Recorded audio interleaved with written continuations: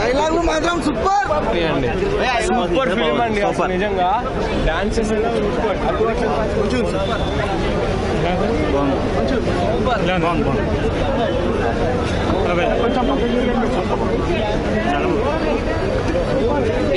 Super తీసాడు బండి. బాగుంది సార్, కామెడీ బాగుంది. సరీష్ అన్న సెకండ్ హాఫ్ కూడా దారుణం అన్న. అసలు డిజాస్టర్. అసలు అట్రా బ్లాక్ భయ్యా.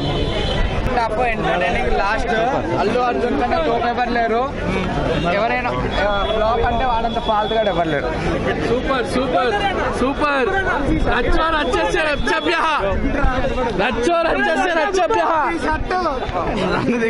Super super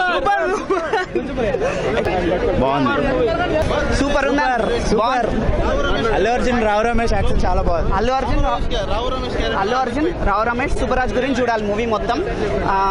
routine story but second half ending climax లో అయితే సూపర్ తీసాడు. Overall must watch. Time pass అయిపోతుంది మంచిగా. Super super super. Shastri getup చాలా బాగుంది. డీజే శాస్త్రి చాలా బాగుంది. అల్లు అర్జున్ యాక్టింగ్. అల్లు అర్జున్ సూపర్.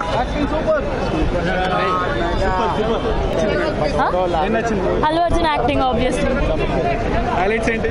అల్లు అర్జున్ బాగలేదు అసలు average like every movie average.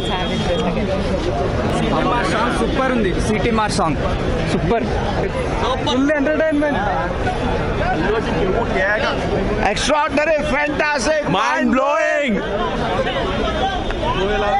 చాలా చాలా బాగుంది.